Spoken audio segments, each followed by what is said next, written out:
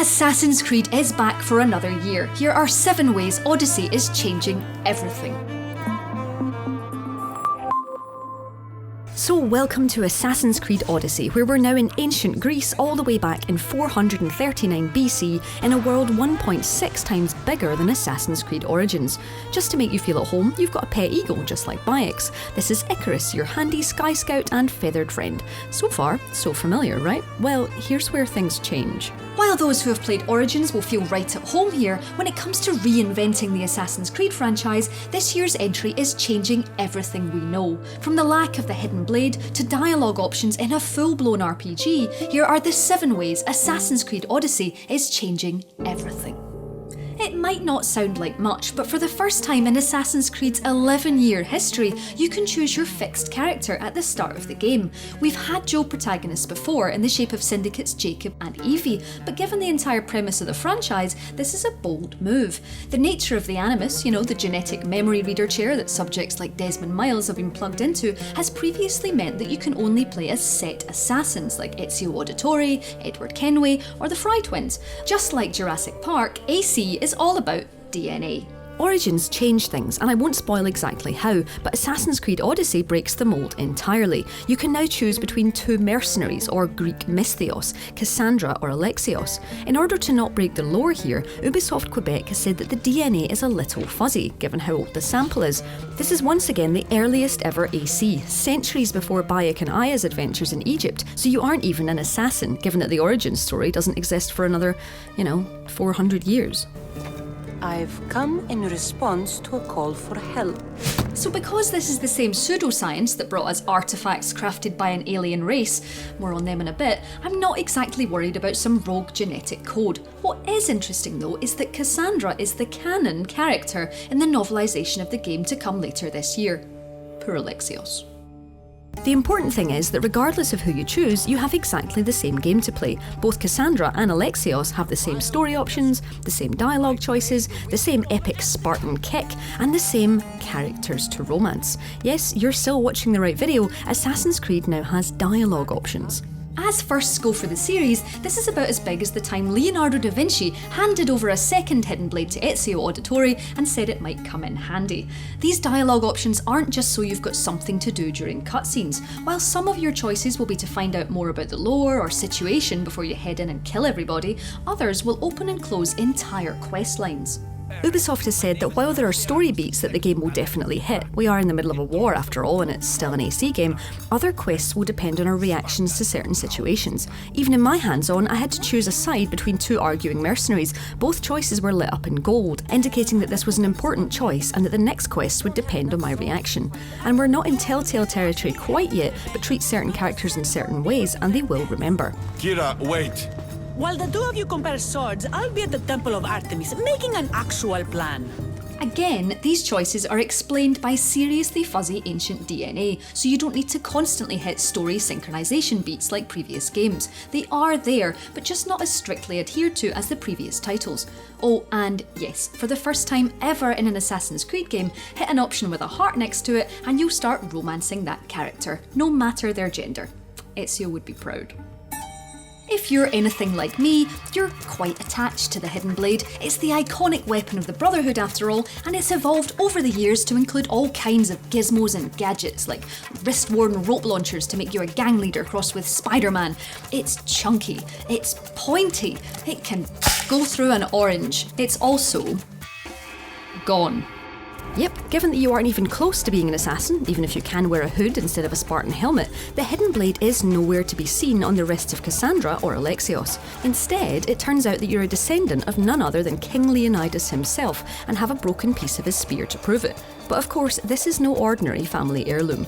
Delving back into AC lore, Leonidas' broken spear is actually a first civilization artifact, much like those apples of Eden that we've been trying to keep out of Templar hands for the last decade. The great power of these shiny trinkets has always largely been kept away from us, probably wise, but it's time to take on some great responsibility.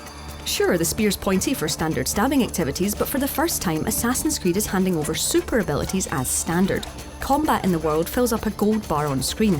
Get that into a certain territory and you'll unlock slews of customisable super abilities like self-heal, shield break, and yes, the Spartan kick. Oh, let's see that again. And again. Oh, okay, you can stop now. Stop. Assassin's Creed Odyssey isn't breaking the mould in that we've got a war to fight. Assassins and Templars have always picked pivotal moments in history, but this is an open world where you can have an impact, rather than just running around scaring pigeons off rooftops and getting up close and personal with some hay. Even in the small island I experienced in my hands-on, I witnessed the very real struggle for power. A leader called Podarkes rules the island of Delos and needs taken down. For the first time, the way to do that isn't just to wait on a high ledge and wait for him to pass underneath. In fact, if you find his leader house, you'll find that he's surrounded by guards way over your level, so it's practically impossible to kill him that way. Instead, you can be far sneakier and reduce the nation power of the island, and thus his protection, by burning war supplies hidden inside forts and stealing from nation chests. It's also worth saying at this point that no one likes stealing in Assassin's Creed Odyssey. Whereas you were free to steal from chests and loot everything in Origins, if people witness you pilfering in ancient Greece, they won't think very much of you. Back to Podarkes though. Burning war supplies is one way to lower the nation power of the island, but you'll find that your actions there have consequences too. The more chaos you cause, the higher your wanted rating will be, and mercenaries will pursue you across the map. These are a bit like Origins mini-bosses, the Phalaki, and you can either take them down when they come hunting, kill the bounty hunter who put it on your head in the first place, or if you don't fancy the fight and feel flush, you can just pay off your bounty. This might feel small, but this is finally an update to the notoriety system that finally feels like it matters. We love loot. When it's not in box form, it's a wonderful thing. And the good thing is that just like Origins, Odyssey has it in spades. Well, no, not spades. Spears, swords, bows, you get the idea. Anyway, unlike Origins, where you just wore exactly what you fancied and it was all about the weapons, armour is absolutely key to your survival in ancient Greece. Like weaponry in Origins, you'll find armour scattered throughout the world, but the highest levels will come from pillaging those nation chests or taking down the mercenaries hunting you. Sure, it might be easier to pay off the bounty, but then you miss out on the new shiny helmet you'll get from taking them down. All you need to do then is head into your inventory Destiny style and equip your new gear. The gear screen has also been through some changes. You now have an assassin, a hunter and a warrior score, so dependent on your playstyle, you can make sure you're prioritising the right bits. Also, like Origins, armour and weaponry can be broken down for its various parts that you'll need for crafting, and you can even engrave weaponry by spending precious stones. Unlike Origins, and for the first time, you'll also be able to craft arrows when you need them. This is a serious benefit for those who like to take down the first wave of guards with headshots from a predator bow before moving in and murdering the rest, i.e. me.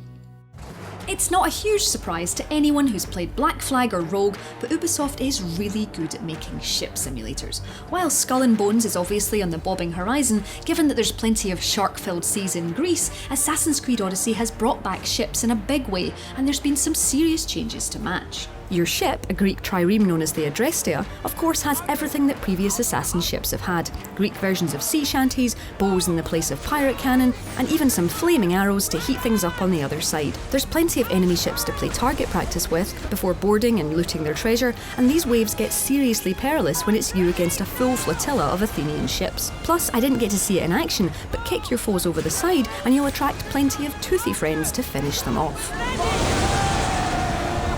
While that all sounds welcome but not entirely new, there is a new way of hiring crew. The mercenaries I mentioned before who've been sent to hunt you can be recruited if you manage to sneak up on them and hire them. I'm not sure I'd work for anyone I'd been sent to kill and then knocked me out, but whatever works for you. Plus, if that's not your perfect recruitment method, lieutenants in the world can come and join you on the Adrestia.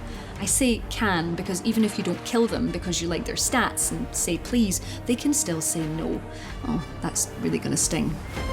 And last, but definitely not least, is the small matter of conquest battles. Once the nation power in an area is at a certain level, the warring factions will take to 150 versus 150 battleground to prove themselves, and you get to go along for the ride. It's a great chance to feel like you're in Wonder Woman or try out your customizable superpowers. This beach battle is just one example, and it's a glorious sight. All you have to do is keep an eye on the bar at the top to make sure you're on the right side of history, and keep taking down the lieutenants that become highlighted. The Leonidas spear options are absolutely essential here. Self-heal and shield break are key in this world where you, unlike Bayek, don't have a shield. All of the abilities can be fully customised too. Switching in the Ring of Chaos is especially effective and basically turns you into a supercharged Incredible Hulk as those in your immediate vicinity tumble like Skittles. Oh, and yes, the kick comes in useful here too. It's another big change for a series that really only got its combat revitalised last year. Juggling between ridiculous supers, blocks, dodges and light and heavy attacks feels great, and it's a huge step, or kick, forward for the franchise. I'll go on once more. So that's the 7 biggest ways that Assassin's Creed Odyssey is shaking up the free-running historical franchise. How do you feel about the changes? Let us know in the comments below. Drop us a like if you enjoyed the kick montage, and don't forget to subscribe to Logitech G for more videos just like this one.